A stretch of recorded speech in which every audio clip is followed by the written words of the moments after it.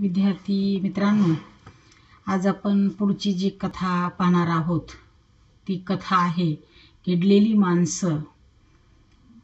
अर्थात ही कथा गंगाधर गाडगीळ यांनी ही लिहिलेली कथा आहे. कारण मराठी साहित्यामध्ये आपण पाहिलं की स्फुट कथा आहे, त्यानंतर रूपक कथा पाहिली आपण.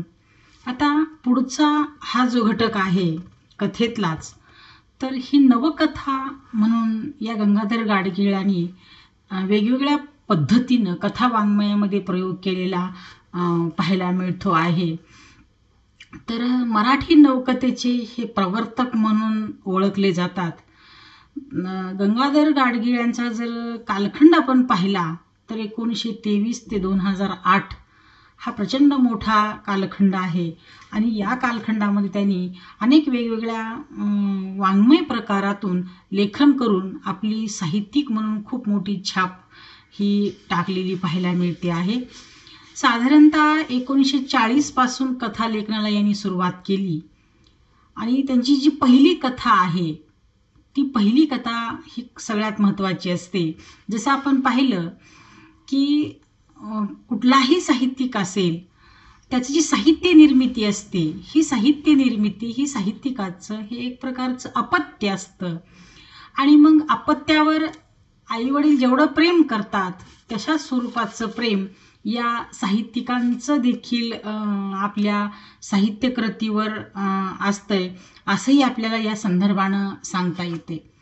आपण पाहिलं मागच्या एका कथेमध्ये की वामन चोरगडे यांची पहिली जी कथा होती अम्मा नावाची, तेवढंच त्या कथेला महत्त्वाचं स्थान होतं. तसंच आपण पाहणार आहोत की गंगाधर गाडगीळ यांची जी पहिली कथा आहे प्रिय आणि मांजर नावाची.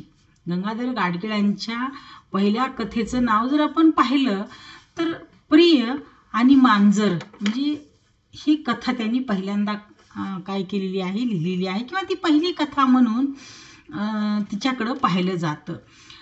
आता मानसचित्र, कडू आणि गोड, तलावातले चांदणे, ऊन आणि पाऊस, कबुतरे, वर्षा, खुणावणाऱ्या चांदण्या, बंडूचं गुपचूप, आठवण, गुणाकार, काजवा, पाळणा, खाली उतरलेले आकाश, श्रावण, ओले ऊन, वेगळं जग, सोनेरी कवडसे असे 25 कथासंग्रह गंगाधर गाडगिळांनी प्रकाशित केलेले आहेत, मुलांनो लिहिलेले आहेत ते. आणि मग अनेक कथांची भारतीय व इंग्रजी भाषेत भाषांतरेही त्यांनी केलेली आहेत. अनुवाद ज्याला आपण म्हणतोय, भाषांतर ज्याला म्हणतोय आपण, तर हे भाषांतरे त्यांनी अनेक कथांची भारतीय भाषेत व इंग्रजी भाषेत ही भाषांतरे केलेली पाहायला मिळतात. आता हे सगळे कथासंग्रह होते. याच्यानंतर म्हणजे कथासंग्रहांची यादी त्यांनी किती पाहिली, 25 कथासंग्रह आहेत, एक नाही दोन नाही, म्हणजे प्रचंड अशा स्वरूपाचं अनुभव लेखन हे त्यांनी नवीन प्रयोग करून केलेला आपल्याला पाहायला मिळतं आहे. दुसराच असा साहित्य प्रकार जर त्यांनी कुठला हाताळला असेल तर कादंबरी आहे, नाटक आहे, विनोदी लेख आहे, प्रवास वर्णनपर लेखन त्यांनी केलेलं आहे, खडक आणि पाणी, साहित्याचे मानदंड, पाण्यावरची अक्षरं, हे समीक्षा लेखनही त्यांनी केलेलं पाहायला मिळतं आहे. आणि मग आपल्या समोर असा प्रश्न उभा टाकतो की कथाकार, कादंबरीकार, नाटककार, समीक्षक, ह्या विविध प्रवास वर्णनकार, ह्या विविध पैलूंनी, विनोदी लेखक, म्हणजे साहित्याच्या प्रकारातलं वेगवेगळ्या प्रकारातून त्यांनी लेखन केलेलं आपल्याला पाहायला मिळतं आहे. आणि मग गोपुरांच्या प्रदेशात, सातासमुद्रापलीकडे, मुंबई आणि मुंबईकर ही प्रवास वर्णनं त्यांनी लिहिलेली पाहायला मिळत आहेत. अखिल भारतीय मराठी साहित्य संमेलन जे रायपूरला भरलेलं होतं साधारणतः 1980ला, त्या साहित्य संमेलनाचे ते अध्यक्षही राहिलेले आहेत. मी साहित्य संमेलनाच्या विषयी मागच्या एका कथेमध्ये सांगितलेलं आहे, मला वाटते वि स खांडेकरांच्याच कथेच्या संदर्भाने मी सांगितलेलं होतं की मराठवाडा साहित्य, विदर्भ साहित्य संमेलन, ग्रामीण साहित्य संमेलन, दलित साहित्य संमेलन, आदिवासी साहित्य संमेलन, स्त्रीवादी साहित्य संमेलन, ही वेगवेगळी साहित्य संमेलनं भरतात आणि त्यातून त्या त्या विचारांचं प्रचार प्रसार मंथन हे केलं जातंय असं आपल्याला पाहायला मिळतं आणि म्हणून ती साहित्य संमेलनं महत्त्वाची आहेत. नवकथाकार गंगाधर गाडगीळांनी लघुकथेचे सर्व संकेत काय केले, झुगारून दिले आणि आशय विषय निवेदन पद्धती निवेदनाची भाषा यातून कथेत मूलगामी परिवर्तन त्यांनी घडवून आणलेलं आहे. आता उपरोधिक शैलीतून त्यांची कथा ही काय रूप घेते आहे, म्हणजे आपण पाहिलं की रूपक कथा वि स खांडेकरांनी लिहिल्या, तसं यांनी मात्र नवकथाकार म्हणून पुढे येत असताना लघुकथेचे सर्व बंध बाजूला सारून त्यांनी कथारूप हे जे आहे ते कथारूप उपरोधिक अशा स्वरूपाचं लेखन केलेलं आहे. उपरोधिक म्हणजे सरळ सरळ एखादी गोष्ट ही बाबा चांगली नाही किंवा तुझं फार चुकतंय किंवा तू मूर्ख आहेस असं म्हणण्याऐवजी तू फार शहाणा आहेस अशा स्वरूपाची कोटी करणं, म्हणजे त्याला त्यांनी उपरोधिक असं म्हटलेलं पाहायला मिळतंय. बघा आता पुढं काय म्हणतायत ते, की प्रत्यक्ष आपण त्यांच्या शैलीतून त्यांची कथा पाहणारच आहोत. किडलेली माणसं या कथेतून चाळीतील मध्यमवर्गीय पोकळ संस्कृतीचे दर्शन मिस्किलपणे उपरोधिकपणे घडविले आहे. मध्यमवर्गीय शूद्रपणाची जाणीव कथा करून देते. माणसाच्या स्वभावाचे विविध कंगोरे अप्रतिम रेखाटन, मध्यमवर्गीय माणसाची किडलेली अंतर्बाह्य मानसिकता दृश्यात्मक चित्रणातून उभी करण्यात लेखक यशस्वी झाले आहेत. म्हणजे किडलेली माणसं ही कथा काय सांगून जाते, की किडलेली माणसं ही कथा मध्यमवर्गीयाचं जीवन सांगून जाते. गंमत आहे बरं मुलांनो, एकतर श्रीमंत लोक असतात आणि एकतर गरीब असतात आणि एक मध्यमवर्गीय. एक तुम्हाला उदाहरण सांगते, एखादं लग्न असेल एखादा कार्यक्रम असेल तर श्रीमंताची ही पत्रिका मध्यमवर्गीयाला येते आणि गरीबाची ही पत्रिका कुणाला येत असते, मध्यमवर्गीयाला येत असते. मग मध्यमवर्गीय हा त्याच्यामध्ये सापडत असतो, धड इकडं नाही आणि धड तिकडं नाही अशा स्वरूपाची त्याची मानसिकता असते. श्रीमंताला जायचं श्रीमंताच्या कार्यक्रमाला तर जावं लागतं, ते मोठे आहेत म्हणून त्यांना टाळता येत नाही, आणि गरीबाच्या आपण नाही तर कोणी जायचं. हा भाग मध्यमवर्गीय माणसाच्या समोर खूप खूप मोठ्या स्वरूपाचा पेच असतो. आणि मग त्याची ही जी ओढाताण आहे, ही ओढाताण आपण पाहतोय की त्याची संकुचित मानसिकता असते, कारण सगळं अपुरं असतं आणि ते अपुरं असल्यानंतर त्याच्यामध्ये सगळं बसवायचं, त्याच्यामध्ये सगळं जगायचं आहे. आणि ठोस निर्णय किंवा ठोस अशा स्वरूपाची भूमिका ही माणसं शक्यतो घेत नाहीत, असंच आपल्याला आता गंगाधर गाडगीळांच्या ह्या कथेतून आपल्याला पाहायला मिळणार आहे. कारण ही माणसं जातीच्या वर्तुळात, धर्माच्या वर्तुळात, कोणत्या ना कोणत्या स्वरूपाच्या वर्तुळात ही माणसं प्रचंड स्वरूपात अडकलेली असतात. वर्तुळाच्या बाहेर निघण्याचं सामर्थ्य फारसं या लोकांच्या मध्ये असत नाही आणि म्हणून त्यांना म्हणायचंय की ही किडलेल्या मानसिकतेची माणसं आहेत, असं त्यांनी संदर्भ वापरलेला आहे. आता गंमत बघूयात.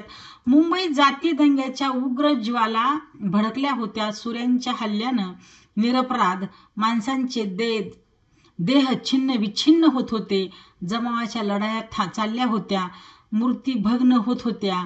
मशिदी धुमसत होत्या आणि पोलिसांचा करडा अंमल सर्वत्र जारी झाला होता. म्हणजे मुंबईतल्या चाळीचं त्यांनी चित्रण केलेलं आहे. मस्जिद आणि मंदिर म्हणजे हिंदू मुस्लिम धर्माचं ज्याला आपण काय म्हणतोय जातीय दंगे हे तिथं मात्र उद्भवलेले होते आणि मंदिराची नासधूस होत होती. माणसाचे देह छिन्न विच्छिन्न होत होते आणि मग फारसं माणसाला काय करत नव्हता, ओळखत नव्हता, कारण जात श्रेष्ठ ठरत होती, असं तिथं त्यांनी संदर्भ दिलेला आहे. त्यावेळी पेरूवाडीतील खुटमुट्याच्या चाळीतील वरच्या मजल्यावर बरीच सामसूम होती. पेरूवाडीतील खुटमुट्याची चाळ म्हणजे महाराष्ट्रातील मध्यमवर्गीय संस्कृतीचा सुपीक मळा. प्रतापशाली नौकरी बहादर राष्ट्रांचा शिवनेरी सनातन संसार धर्माचं परमपवित्र क्षेत्रस्थळ म्हणजे मुंबईतलं ते ठिकाण आहे, चाळ आहे ती पेरुवाडी नावाची. आणि तिथलं त्यांनी त्याचा वेगवेगळा उपरोधपणे त्यांनी काय केलंय, त्याचं संस्कृतीचं ते ठिकाण आहे किंवा सुपीक मळा आहे.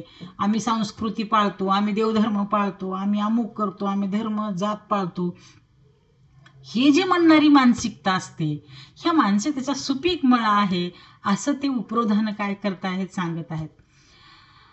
50 रुपयापासून ते 150 रुपयेपर्यंत असणाऱ्या पगारदार लोकांची तिथं संख्या आहे. 50 रुपयाचा पगारदार ते 150 रुपयाचा पगारदार, तो जास्त पगारदार असणारा 50 रुपयेवाल्याला काय करतोय, मागासलेला लेखतोय, तो गरीब आहे म्हणतोय, तर 50 रुपयेवाला मीही काय आहे, नोकरदार आहे असं समजून न नोकरी करणाऱ्याला तर तो काय करतो, तुच्छ लेखतो. ही जी मानसिकता आहे, वास्तवात शेवटी माणूस आहे, किती कमवलं तरी ज्याच्याकडे जास्त आहेत तो दुसऱ्याला कमी असणाऱ्याला देणार नाही, आणि ज्याच्याकडे नाहीत तो खऱ्या अर्थानं ज्याच्याकडे आहे त्याला मागणारही नाही. म्हणजे हे सगळं असूनही माणसाची मानसिकता कशी असते, जीवनाचा भरोसा नाही, क्षणभंगुर जीवन आहे, आज आहोत थोड्या वेळाने आहोत की नाही माहीत नाही, तरी माणूस अहंभाव, ज्याला आपण काय म्हणतोय की गर्व, किंवा ज्याला आपण स्वार्थ, मोह, ह्या गोष्टी त्याला काय करता येत नाही, टाळता येत नाहीयेत. आणि मग त्याचं चित्रण इथं गंगाधर गाडगीळ आणि मध्यमवर्गीय संस्कृतीची मानसिकता या घटकातून केलेलं पाहायला मिळतं आहे. इथं त्यांनी सांगितलं की 50 रुपयापासून ते 150 रुपयापर्यंत सामाजिक मन मान्यता अशा श्रेणीचे एक वर्ग आहे. प्रत्येक श्रेणी काय आहे, स्वतंत्र आहे. ती श्रेणी म्हणजे एक जात होती, जाती जातीमध्येही व्यवहाराला काय आहे, मज्जाव आहे. म्हणजे जाती जातीमध्ये पण हा 50 रुपयावाला आहे, हा 150 रुपयावाला नोकरदार आहे, त्यांच्यात पण मतभेद आहेत. म्हणजे मतभेद कुठं कसे असतील हे मात्र फारसं सांगता येत नाही असं त्यांनी म्हटलेलं आहे. आता साहेबाची मर्जी, पगारवाढ हे तेथील पुरुषांच्या जीविताचे केंद्रबिंदू आहेत. साहेबाची मर्जी राखायची, पगारवाढ करायचा, पगारवाढ झाली की मग पुन्हा आम्ही प्रतिष्ठित आहोत असं म्हणायचं, ही माणसाची प्रवृत्ती आहे.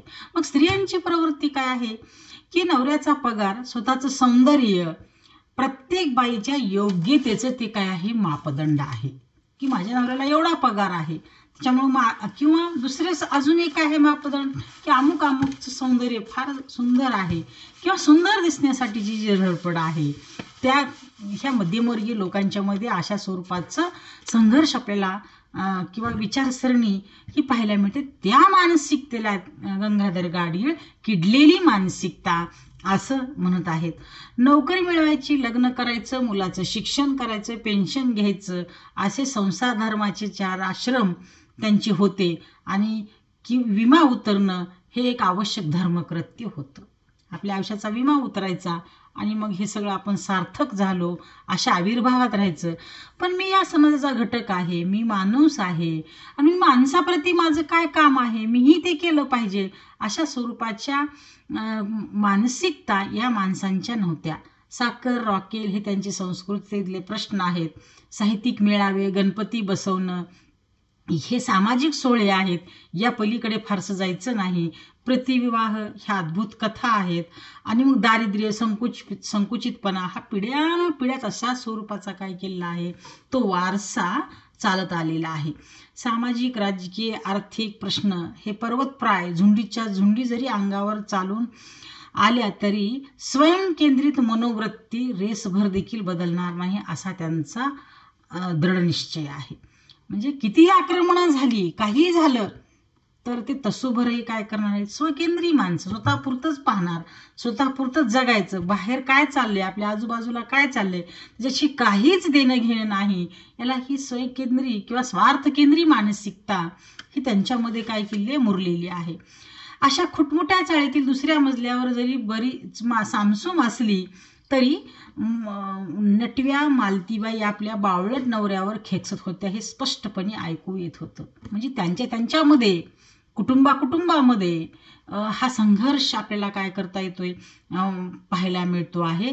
घारू अण्णा नावाचा व्यक्ती आहे. ऐनापुरे हा हिंदू महासभेचा राजकारण आपल्या किरट्या आवाजात चर्चा करीत असतो. नवविवाहित हौसा दाम्पत्य आहे, म्हणजे अशी ही सगळी जोडपी तिथं त्या चाळीमध्ये राहिलेल्या असलेल्या आपल्याला पाहायला मिळतात. बंडोपंतांनी जवळजवळ मोलकरणीचा हात कसा धरला आणि तिने त्याच्यावर कानशिलात कशी भडकावली हे त्यानं घारू अण्णा नावाचं हे एक व्यक्तिमत्व आहे, ते मात्र काय करतोय, चवीनं चर्चा करत सांगतोय. म्हणजे कोणत्या गोष्टीला महत्त्व द्यावं आणि कोणत्या गोष्टीला महत्त्व देऊ नये, कोणत्या गोष्टीची चर्चा करावी आणि ती कोणत्या गोष्टी चर्चा करू नये, याचं तारतम्य इथं या माणसांना फारसं जाणवत नाही, असंही ते काय करतायत पुढं सांगत आहेत. म्हणजे खऱ्या अर्थानं या सर्व घटना, या चाळीतल्या लोकांच्या घडामोडी ह्या त्यांनी काय केल्या आहेत, बारकाईनं सांगण्याचा प्रयत्न केला आहे. बंडोपंतांनी खऱ्या अर्थानं हे सांगत असताना घारवांना हौशी दाम्पत्याच्या बंद दाराच्या फट्टीतून आता पाहण्याचा यशस्वी प्रयत्न करीत आहेत.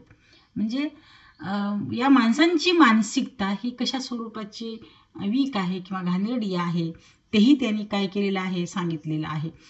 शामरावाकडे नवं शिवण्याचं यंत्र आणलं आहे आणि माधवरावांच्या घरात लाडू होत आहेत, या महत्त्वपूर्ण गोष्टीने आपली आई सांगण्यासाठी त्यांनी नोंद केली आहे. आणि गॅलरीच्या कठड्यावर ओठंबून त्यात रस्त्यावर चोफेर नजर फेकली. कुणाच्या घरात काय चालू आहे, कुणाच्या घरात शिवणयंत्र आहे, कुणाच्या घरात कुठलं यंत्र आणलेलं आहे, ह्या गोष्टींची चर्चा ही सुरू आहे. आणि मग असताना चौफेर नजर जेव्हा घारवांडांनी रस्त्यावरून फिरवली आपल्या चाळीतून खाली वाकून, तेव्हा बघा त्यावेळी चाळीच्या समोर अशी एक घटना घडत होती की ती पाहून दामूला 2 दिडक्या आईस्फूट खाल्ल्या इतका आनंद झाला. खाली काय घडत होतं ते पाहून त्याला आईस्फूट खाल्ल्यासारखा आनंद झाला म्हणे. आता खाली काय घडत होतं, समोर रस्त्यावर मवाली शांतपणे एका मुसलमानाचं पादत्राणाचं दुकान फोडीत होते. दुसऱ्याचं दुकान चपलाचं फोडत असताना ह्या दामू अण्णाला मात्र काय केला, प्रचंड अशा स्वरूपाचा आनंद झाला. आणि मग पुन्हा ते म्हणतायत का झाला, आता पुढं बघा, चपलाचं दुकान एक मवाली किंवा चोरटे फोडत आहेत. त्यांच्यात एक लठ्ठ दादानं एका भल्या मोठ्या दगडानं कुलपाचं कपाळ मोक्ष केलं आणि दुसऱ्या चपळ पिळीदार शरीराच्या पोराने हिसक्या सरशी दार उघडलं आणि तिसऱ्या तांबारल्या डोळ्याच्या राकट साथीदारानं काठीच्या फटक्या सरशी खळकन साऱ्या काचा फोडल्या. म्हणजे दुकान या तिघा चौघांनी कसं फोडलं हे घारू अण्णा मात्र वरून चाळीतून काय करतायत, पाहतायत. आवाजात सरशी सारे बघे लोक दचकले आणि भीतीच्या आणि कसल्याशा दुबळ्या आनंदाची शिणीक सगळ्यांच्या शरीरातून गेली. आणि हे दृश्य पाहायला एव्हा शेकडो लोक किंवा तिथं काय केलेत, हे जमलेले आहेत. इमारतीतून डोक्याच्या रांगाच्या रांगा त्या दृश्याकडे एकाग्रतेनं पाहत होत्या आणि भीतीमुळे जरी रस्ता रिकामा झाला होता तरी त्यांच्या दोन्ही टोकांना माणसाच्या झुंडी वाकून वाकून त्या दृश्याकडे पाहत होत्या. बघितलं का, भीतीमुळे चोरट्याच्या सगळेजण सुनसान जरी वाटत असलं तर काही व्यक्ती मात्र 2 टोकाला मात्र वाकून वाकून त्या दुकानात काय करत आहेत ते मात्र पाहत होत्या. मात्र एक गाडी हातात शेणाचा गोळा घेऊन एकटाच रस्त्याच्या मध्यभागी त्या दृश्याकडे पाहत उभा होती आणि लोकांच्या पुंजक्यातून त्यात एकट्यानंच निराळ उभं राहणं लोकांना का कोण जाणे चमत्कारिक वाटत होतं. एक वेणीवाला धंदा विसरून तो दृश्य पाहत गुंगून होता. म्हणजे रस्त्यात वेगवेगळ्या प्रकारची लोक आली, ती पाहत होती. आणि मग दामू ज्याला आपण काय म्हणतो, विजय जणू काय आपण प्राप्त केलेला आहे अशा आविर्भावात ओरडला, अरे अरे ते पहा मवाली दुकान फोडतायत. त्या सरशी खुटमुट्या चाळीतील दुसऱ्या मजल्यावर एकच धावपळ झाली. शेवटी दामू नावाचा एक व्यक्ती ओरडला की अरे अरे ते काय दुकान फोडत आहेत असं त्यानं म्हटलं. आणि सगळ्या चाळीतील व्यक्ती मात्र काय केल्या, त्या पहिल्या मजल्यावर धावपळ त्यांची सुरू झाली. केवढं रोमहर्षक घटना स्वतःच्या चाळीमध्ये घडत असताना ही घटना न पाहणं म्हणजे आयुष्यातील फार मोठा आनंदाला मुकण्यासारखं होतं. म्हणून चाळीतले संबंध लोक काय केले, ते दुकान कसं फोडत आहेत ते वाकून वाकून पाहत होते. जिथून हे दृश्य सर्वात चांगलं दिसेल अशा जागा पटकावण्यासाठी मुलामध्ये सगळ्यांच्यामध्ये काय केली, मारामार सुरू झाली. आणि माधवराव 2 वर्षाचा श्याम जेव्हा ही जागा सोडिना तेव्हा घारवांनाच्या बनियन बनीनं धाडशी त्यांचं डोकं गजावर आपटलं आणि बापडा श्याम रडत जाऊन तो सारी फिदी फिदी हसली. म्हणजे चढावड त्या चाळीतल्या लोकांची काय आहे, हे दुकान कसं फोडत आहेत ते बघण्यासाठी मात्र चला रे चलती व्हा आणि उन्हाळ कुठची आणि सगळ्यांनी पुस्तक घ्या हातात. सगळ्यांना मुलांना हाकाललं आणि सगळ्यांना सांगितलं की तुम्ही हातात काय करा, पुस्तकं घ्या. आणि मोठी माणसं मात्र ते काय करू लागले, पाहू लागले. दामवांना मात्र तिथंच उभे राहिले. बातमी चाळीला पुरवल्यामुळे आपल्या काही विशेष हक्क प्राप्त झाले आहेत अशी कल्पना त्यांच्या मनामध्ये जागी झाली होती आणि गंमत पाहत होते. शामराव येऊन शेजारी उभे राहिले. बाहेर गडबड चाललेलीच होती. तुम्ही घरात बसा असं म्हणत होते आणि खऱ्या अर्थानं प्रत्येक जण त्या दुकानातल्या चपला माप घेऊन पळण्याचा प्रयत्न करत होता. आपल्या पायाला कोणतं माप येतंय का, एक दोन चपला घेऊन आयनापुरे असेल, घारुअण्णा असतील किंवा इतर माणसं असतील, प्रत्येक जण हे चपला घेऊन मात्र पळत होते. एवढंच नाही तर घारुअण्णा थोड्या वेळानं पिशवी घेऊन आले आणि चपला घेऊन पळण्याच्या नादात होते. तेव्हा तिथं मात्र प्रचंड अशा स्वरूपाचा गडबड गोंधळ होता. म्हणजे हे जी मानसिकता आहे मध्यमवर्गीय लोकांची, दुसऱ्याचं दुकान फोडत असताना ते पाहत राहणं आणि शेवटी त्या दुकानातून काय करणं, चपला बुटं हे आपल्यासाठी आणणं, हे खरं तरी चांगलं लक्षण नाही असंच त्यांना काय या संदर्भानं सांगायचं होतं. आणि म्हणून आपण पाहतोय की प्रत्येकजण ते दुकान पाहण्यासाठी खुर्चीवर उभारून किंवा वाकून जेवढी सांज मिळेल तेवढ्यातून जाऊन ते दृश्य पाहण्याचा मात्र प्रयत्न करत होतं. हेच आपल्याला काय करते पाहायला मिळते. अगदी सहजपणे आपले फाटके चढाव काढून त्या राशीतले चांगले बूट पायात लोक घालत होते, चपला आपल्या पायात घालत होते आणि त्या जुन्या चपला तिथंच सोडून पळत होते. अशा स्वरूपाचं हे सगळं दृश्य पाहिल्यानंतर मनापासून लोक काय करत होते, हसत होते की हे काय चाललेलं आहे हे मात्र खऱ्या अर्थानं कुणाच्याही काही लक्षात येत नव्हतं. तर साध्या साध्या भयानं मूर्त स्वरूप दिसलं होतं. भयाच्या या कृतीने इतरांनाही हळूहळू धीर आला. हातात शेणाचा गोळा घेऊन रस्त्याच्या मध्यभागी उभा राहिलेला रामागडी पुढे सरसावला आणि 2-4 पायतानाची जोड बगले धरून तोही पुढे रस्ता सुधारला. म्हणजे जो आतापर्यंत रस्त्याच्या मध्ये शेणाचा गोळा घेऊन हातात उभारलेला माणूस होता, ह्या सगळ्यांचं बघून तोही काय केला, 2-4 जोड घेऊन तोही त्यानं ही काय केलं, तिथं पळ काढला. असंही त्यांनी काय केलं, त्याचं चित्रण केलेलं आपल्याला पाहायला मिळते. म्हणजे प्रत्येक जण पादत्राणं किंवा ती चपला बुटं पळवण्यासाठीच प्रयत्न करत होती. आणि हे आयनापुरे अभावितपणे कठडा सोडून घाईनं जिन्याकडे वळले आणि घारवांना चटकन फिरून छदमीपणे म्हणाले, काय आयनापुरे, तुम्ही निघालेत की काय लूट करायला? बघा. आणि मग काय म्हणतात, त्या सरशी आपण काय करीत आहोत ह्याची आयनापुरीला जाणीव झाली आणि आधीच बावळट असलेला त्याचा चेहरा अगदीच आजागळ दिसू लागला. म्हणजे आयनापुरे हे सगळेच लोक त्या चपला बुटं घेण्यासाठी त्या चाळीतून काय करत होते, त्या दुकानासमोर येत होते. घारू अण्णाचा दामू दडदडत वर आला आणि त्याच्या हातात एक बुटाचा जोड होता. ओरडत घारू अण्णा म्हणाला, अण्णा अण्णा, हे पहा मी बूट आणलेत. त्यांचाही मुलगा होता, त्यानंही बूट आणले. घारू अण्णा प्रसंगोदान राखून म्हणाले, अरे मूर्खा, अशा रस्त्यावर पडलेल्या गोष्टी का आपण उचलायच्या? बरं, पण असू दे बूट आता, नाहीतर परत त्या गर्दीत सापडशील तू. म्हणजे आणलेला त्याला मूर्ख म्हटलं, पण तो बूट घालण्यासाठी त्यांना तेच हवं होतं. आणि मग ते पटकन त्याला म्हणतात का, आता तू मूर्खा, आता तू परत जाऊ नको, राहू दे आता, कारण त्या गर्दीत तू काय करशील, सापडशील. आणि सर्व लोक निर्लज्जपणे दृष्टिकोन टाकून घराकडे बूट चपला घेऊन मात्र धाव करत होते. आणि दामुआंना आता अधिकच जोर चढला. आईने दिलेली भली मोठी पिशवी घेऊन ते खाली उतरला. पाहून राधाबाई फार हेवा वाटला. दामू इतकंच वय असलेल्या आपल्या मधूला सारखं बोटानं डिवचित्त्या म्हणू लागल्या, जा खाली जाऊन ये जा. दामू पहा कसा हुशार आहे, हे नाहीतरी तू. म्हणजे जो मुलगा जात नव्हता राधाबाईचा, त्याला सुद्धा त्या म्हणजे तू जा, तो कसा म्हणजे दामू अण्णाच्या मुलानं कसं आणलं चपला बुटं, तसं तूही घेऊन ये असं म्हणून चाळीतल्या प्रत्येक माणूस प्रत्येक काला ते चप्पल बूट आणण्यासाठी मात्र काय करतो, फुकटचं सांगतो आहे. ही मध्यमवर्गीयांची किडलेली मानसिकता, हे असं त्यांनी काय केलेलं आहे, म्हटलेलं आहे. दामू खाली गेला, लोटालोट ऐन रंगात आलेली होती, एकमेकांना ढकलत होते, भांडत होते, मारामारी करत होते, हसत खेळत. गल्लीतल्या जाणून बुजून सापडलेल्या गिल्ल्यात एका म्हातारीचा पार दमटी वळून ती किंचाळत होती. प्रत्येक जण ओरडत होते, अरे अरे म्हातारीला सोडवा, धक्काबुक्की. म्हणजे त्या चपला बुटासाठी प्रत्येकजण, म्हातारीपासून लहान मुलापासून ते मोठ्यापर्यंत प्रत्येकजण काय करत होता, त्या दंगली म्हणजे चपला बुटा आणण्यासाठी तिथं गोंधळ दंगल ही सुरूच होती. गर्दी तिथं वाढलेली होती.